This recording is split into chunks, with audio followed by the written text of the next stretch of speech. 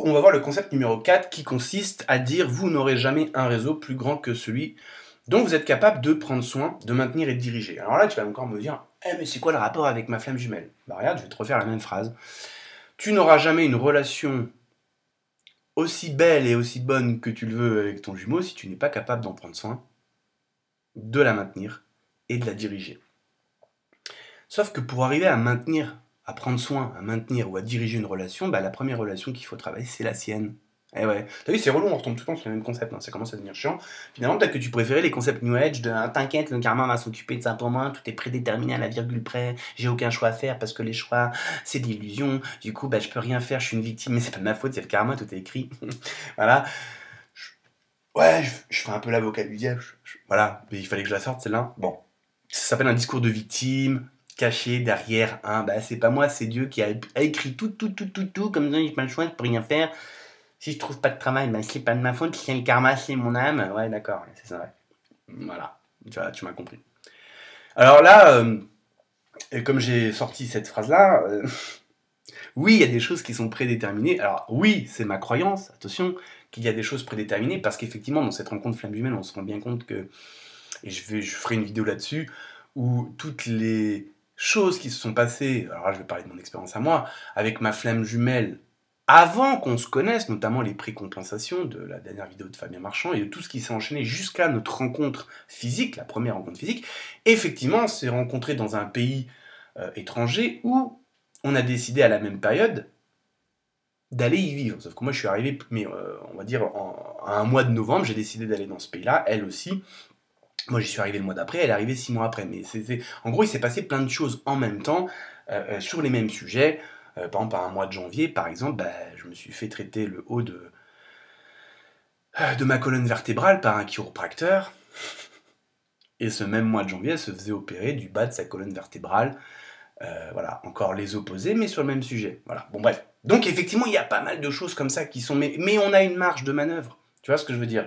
Effectivement, cette rencontre flamme jumelle, a priori, si elle a eu lieu, c'est ma croyance, c'est que ça a été préprogrammé là-haut, ok?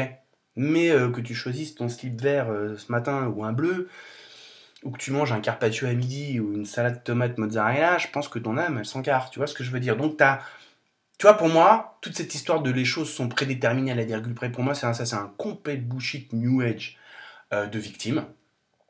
Pourquoi réfléchir, puisque de toute façon tout est programmé, donc qu'est-ce que je vais me faire chier à réfléchir, puisque les choix, tout est fait, tout est fait. Si je me gratte le nez, c'est que c'est déprogrammé. Bon, c'est un discours de victime. Ça évite de réfléchir, ça évite de remettre les choses en cause, ça évite de se remettre en cause, ça évite de prendre la responsabilité aussi de sa vie, bah c'est vachement pratique, parce que de toute façon, si je suis dans la merde, bah c'est pas de ma faute, c'est mon âme, et donc qui c'est qui a créé les âmes? Bah c'est Dieu, donc du coup, bah voilà, je peux rien faire, je suis pieds et poings liés, parce que le karma, tout est sur le runner, et tant que le runner, enfin tant que le chaser ne fait pas son travail, le runner ne peut rien faire. Tu vois un peu la similitude de tout est condamné, tout est prédéterminé, on ne peut rien faire. Bah ça en psychologie, ça s'appelle avoir un état d'esprit fixe.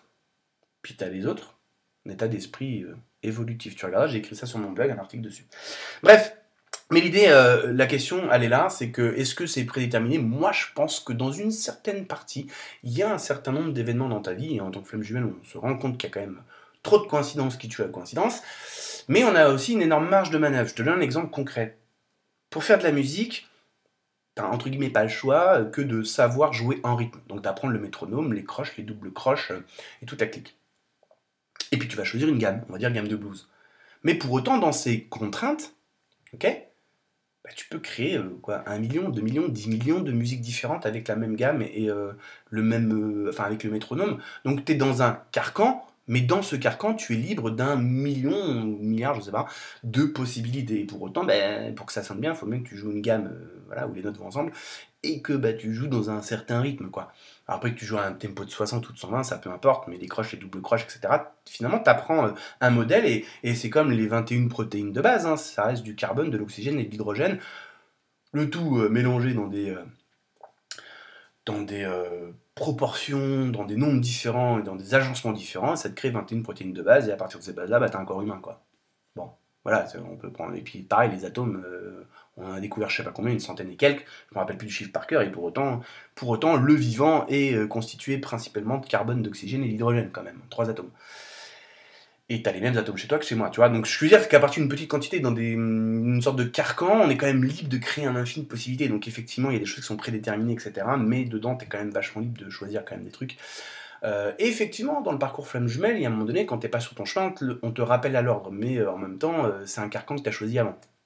Mais c'est pas pour autant que tu ne peux pas prendre ta feuille et ton stylo et faire un exercice sur toi-même. Tu ne peux pas aller voir un thérapeute ou un psy ou un coach chez tes runners. Le karma ne t'empêche pas, t'inquiète pas. Ce n'est pas la magie noire qu'on t'a fait, peut-être, qui t'empêche. C'est juste un choix en fait. Soit tu te sors les doigts, soit pas. C'est tout. Voilà. Et ça fait partie de tes possibilités dans ce monde-là. Donc là, ici, tu n'auras pas une relation aussi belle et aussi magnifique que tu veux si tu n'es pas capable de prendre soin de toi d'abord et de te diriger toi d'abord. Donc tu vois comment le concept 4 revient sur le concept d'avant de leadership. C'est-à-dire que il faut revenir aux bases en fait. Quand tu vas avoir quelqu'un qui est un chef d'entreprise, qui est multinational, et moi j'ai été formé par un multimilliardaire et donc avait 60 compagnies, tu sens que, et pourtant c'était un fils d'ouvrier, enfin un fils de soudeur chez EDF aux États-Unis, enfin il n'y a pas d'EDF aux États-Unis mais t'as compris le principe. Donc il est parti de rien, une mentalité normale, et il t'explique, il dit, mais en fait, c'est pas une question de faire des milliards ou pas, c'est une question de développement personnel, c'est-à-dire développement intérieur. Et en fait, ton monde extérieur reflète ton monde intérieur. Là, j'ai pris un milliardaire, mais tu prends un champion olympique, c'est pareil. Je veux dire, c'est quoi la différence qu'il y a entre le coup droit de Nadal et le tien, enfin, et le mien? Bah, le mien, il pue la merde parce que je suis nul en tennis, mais ça reste un coup droit, que lui, il a répété un milliard de fois. Donc il a un coup droit qui va à 300 km/h, et quand il le fait, je le vois pas passer. Et c'est le même geste de base, répété un certain nombre de fois. Bon, enfin non, c'est prédéterminé à la virgule près, donc c'était préécrit que Nadal soit champion du monde. Enfin bref, tu as compris quoi. Bon, l'idée c'est ça, c'est aller où ta responsabilité personnelle. Donc avant de dire oui, mais et parce qu'en fait, tant que tu prends pas ta responsabilité personnelle à toi, t'es encore en train d'attendre que le runner se bouge le cul et qu'il arrive à ton niveau. Mais tu sais ce qui peut se passer, c'est que ton runner, effectivement, au départ, il est peut-être en maternelle et toi, t'es peut-être en troisième, ok? Sauf que le runner, il est très très loin d'être con, parce qu'il a énormément de potentiel. Alors, ok, il est empêtré, bloqué dans son faux self un peu et tout, parce qu'il c'est le temps de se rendre compte qu'il est dans son faux self et que son faux self c'est pas lui. Donc lui, il a son cheminement, hein, il n'y a rien de mal ou de mauvais. Chacun est dans ses, entre guillemets, ses problèmes, ok, ses challenges, ses situations, ses opportunités. Et toi, t'attends que lui, il monte, en fait, qu'il fasse un jump, un saut quantique de maternelle en troisième pour que toi, tu puisses enfin te sentir bien. Ouais, mais quand on arrive là, t'inquiète pas, c'est tes problèmes à toi qui vont maintenant poser problème dans ta relation. Parce que, en général, d'après ce qui se dit, d'après ce que j'ai vu, quand le runner revient réellement, hein, je parle pas d'un énième aller-retour, en général, il revient pas pour prendre un café, quoi. Ok. Il revient pas pour taper une bavette, genre viens, on se voit ce week-end, je me casse, après. Il revient pour rester. Donc c'est qu'il est prêt à s'engager. Alors peut-être doucement, avec des peurs encore, etc. C'est normal. Mais toi, tu vas flipper. Parce que quand il va revenir, il y a de fortes chances que toi tu dises oui, mais bon, il va me la faire à l'envers, je la connais l'histoire, il revient pour repartir, nanana. Donc toi, tu vas être dans tes doutes. Et donc là, la question, c'est est-ce que tu es capable de prendre soin de toi et de te diriger? Ou est-ce que c'est ton mental qui va te diriger? Donc en fait, tu vois, ça rejoint la question d'avant de la vision, c'est-à-dire que si ta motivation pour l'instant principale est la réunion avec ton jumeau, bon, bah utilise ce marchepied pour l'instant pour faire ton travail sur toi, mais c'est quoi ta vision?